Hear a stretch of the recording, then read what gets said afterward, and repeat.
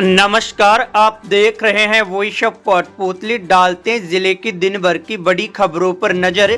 कोटपूतली थाना पुलिस ने मोटरसाइकिल चोरों के खिलाफ कार्रवाई करते हुए एक शातिर चोर को गिरफ्तार किया है। थाना प्रभारी राजेश शर्मा ने बताया कि पुलिस ने चोरी के एक मामले में कार्रवाई करते हुए शातिर चोर विकास यादव निवासी खातियों की ढानी तन खेलना प्रागपुरा को गिरफ्तार किया है। पुलिस ने आरोपी के कब्जे से 4 मोटरसाइकिल भी जब्त की है। पुलिस फिलहाल चोरी की अन्य वारदातों के संबंध में आरोपी से पूछताछ कर रही है। नीमराणा थाना पुलिस ने अवैध मादक पदार्थों के विरुद्ध कार्रवाई करते हुए अवैध मादक पदार्थ गांजे के साथ एक आरोपी को गिरफ्तार किया है। थाना प्रभारी राजेश कुमार ने बताया कि गश्त चेकिंग के दौरान पुलिस ने 150 ग्राम मादक पदार्थ गांजा जब्त कर आरोपी अनिल उर्फ रिंकू को गिरफ्तार किया है। जब्त किए गए अवैध मादक पदार्थ गांजे की बाजार में कीमत करीब 5,000 रुपए बताई जा रही है। पुलिस फिलहाल आरोपी से पूछताछ कर रही है। बानसूर क्षेत्र के ग्राम इसराकाबाद के पास शुक्रवार सुबह उस समय अचानक हड़कंप मच गया जब बच्चों को ले जा रही एक स्कूल बस और पिकअप में आमने सामने की जोरदार टक्कर हो गई। प्राप्त जानकारी के अनुसार सुबह करीब 8:30 बजे गुत्ता मार्ग पर गौशाला के पास स्कूल बस व पिकअप में इतनी भीषण टक्कर हुई कि पिकअप का अगला हिस्सा पूरी तरह क्षतिग्रस्त हो गया और चालक वाहन में ही फंस गया। हादसे में पिकअप चालक महेंद्र सैनी गंभीर रूप से घायल हो गए। सूचना पर मौके पर पहुंचे ग्रामीणों ने कड़ी मशक्कत के बाद चालक को गाड़ी से बाहर निकाला और बानसूर उपजिला अस्पताल में पहुंचाया, जहां से सिर में गंभीर चोट होने के कारण घायल को कोटपूतली के जिला अस्पताल में रेफर कर दिया गया। घटना की सूचना पर एम्बुलेंस मौके पर पहुंची। गनीमत रही कि बस में सवार सभी बच्चे सुरक्षित रहे। बच्चों को वैकल्पिक वाहन से स्कूल भेजा गया। सूचना मिलते ही पुलिस मौके पर पहुंची और क्षतिग्रस्त वाहनों को हटवाकर यातायात सुचारू करवाया। पुलिस हादसे के कारणों की जांच कर रही है। नीमराणा में प्रशासन ने अवैध खनन एवं रोडी बजरी एम सैंड व डस्ट के गैर कानूनी भंडारण के खिलाफ बड़ी कार्रवाई को अंजाम दिया है।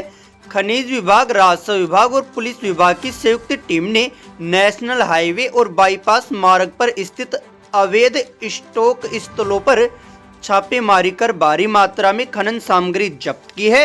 इस संयुक्त अभियान के तहत प्रशासन ने 4 अवैध स्टॉक को सील कर इन पर कुल 3,72,900 रुपए की पेनल्टी लगाई है।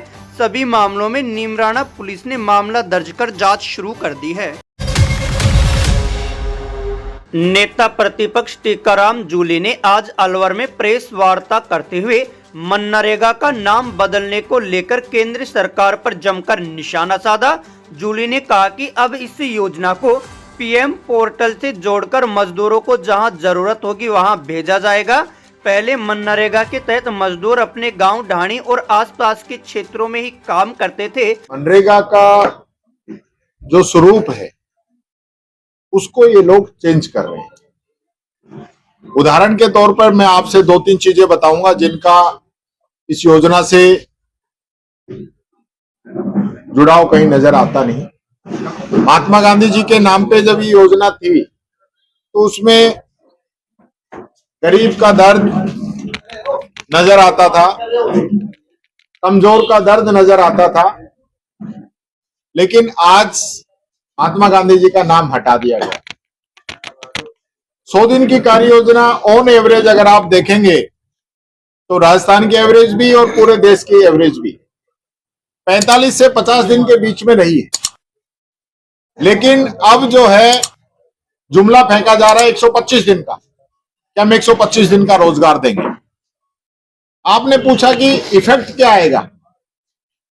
सबसे पहला इफेक्ट ये आएगा कि जो 100% मजदूरी पहले भारत सरकार देती थी वो अब सिर्फ 60% मजदूरी भारत सरकार देगी और 40% मजदूरी राजस्थान सरकार देगी। राज्य सरकारों के पास संसाधन नहीं है। इस सरकार के समय में हर एक राजस्थानी पे 1 लाख का कर्जा है। आप अगर गांव में जाके पूछेंगे तो गरीबों की बुजुर्गों की, दिव्यांगजनों की, विधवा बहनों की पेंशन हर महीने नहीं आ पा रही है। आप अगर अनाथ बच्चों से पूछोगे तो उसका पालन आहार का जो पैसा है वो हर महीने नहीं आ पा रहा है। पूरा पूरा सेशन निकल जाता है, बच्चों की स्कूलों के अंदर किताब नहीं आ पा रही है, बच्चों की स्कॉलरशिप नहीं आ पा रही है। सड़कों की, बिजली की, पानी की और सबकी बात छोड़ दीजिए। अगर ये ही सोशल सिक्योरिटीज की जो स्कीमें हैं वो ही आप समय पे नहीं दे पा रहे हो तो ये जो 40% का आप पे लोड पड़ा है आप कहां से देंगे? पहली बात। दूसरी बात, ये काम का अधिकार एक्ट था, अब वो एक्ट खत्म हो गया है। पहले आपको सिर्फ अप्लाई करना था, फॉर्म नंबर 6 भरते ही आप जो है सरकार को अपनी बात कह देते थे कि मुझे काम चाहिए।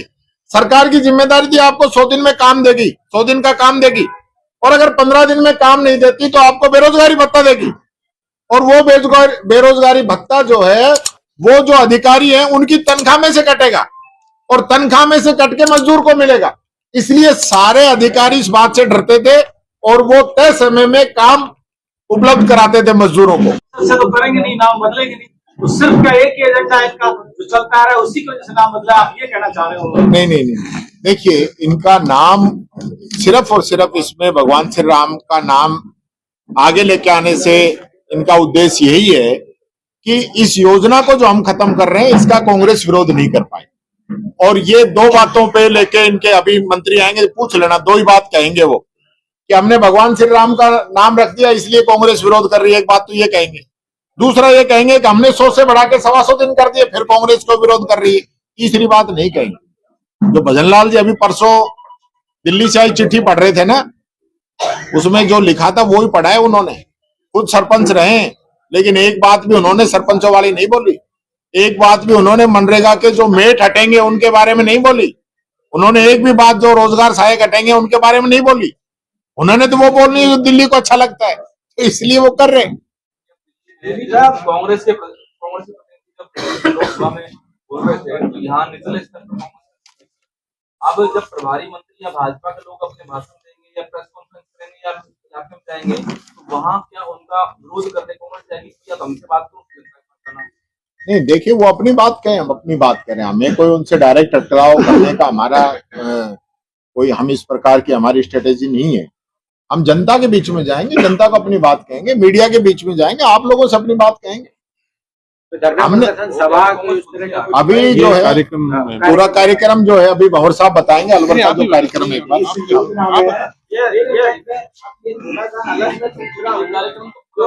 मैं एक कार्यक्रम बता देता हूँ एक से। अभी इसमें ये जो पूरी प्रेस कॉन्फ्रेंस होंगी पूरे राजस्थान के सभी जिलों में, कल तक सब जगह प्रेस कॉन्फ्रेंस होंगी। 11 तारीख को सभी जगह पे मौन जो है धरना दिया जाएगा, उपवास किया जाएगा वहां पे, और उसके बाद 12 तारीख से 29 तारीख तक पूरा अभियान चलेगा। 12 जनवरी से 29 जनवरी तक गांव गांव, ढाणी ढाणी जहां मनरेगा की लेबर काम करती है वहां पे एक अभियान चलेगा। वहां हम सब लोग जाएंगे, कांग्रेस के कार्यकर्ता, कांग्रेस के नेता सब लोग वहां पे जाएंगे और वहां जाकर अपनी बात कहेंगे। और उसके बाद जो है 30 तारीख को वार्ड और ब्लॉक स्तर पे इसका प्रदर्शन किया जाएगा। उसके बाद जो सेकंड वीक रहेगा उसमें सभी प्रदेशों के अंदर विधानसभाओं का घेराव किया जाएगा और 15 से लेकर 30 के बीच में पूरे देश के अंदर एआईसीसी की तरफ से 4 बड़ी रैलियां इसमें आयोजित की। अगर अभी तक आपने चैनल को सब्सक्राइब नहीं किया है तो चैनल को लाइक, शेयर व सब्सक्राइब अवश्य करें। जिले की तमाम छोटी बड़ी खबरों को जानने के लिए बने रहे वॉइस ऑफ कोटपुतली के साथ। बालाजी फिनसर्व, जहां मिलती है आपको वाहन बीमा, स्वास्थ्य बीमा, म्यूचुअल फंड, जीवन बीमा, फाइनेंस, साधारण बीमे की सभी सुविधाएं। कार्यालय बानसूर महाविद्यालय के पास, बाईपास रोड बानसूर। मुख्य कार्यालय लालकोठी कोटपुतली। अधिक जानकारी के लिए संपर्क करें 8302367656।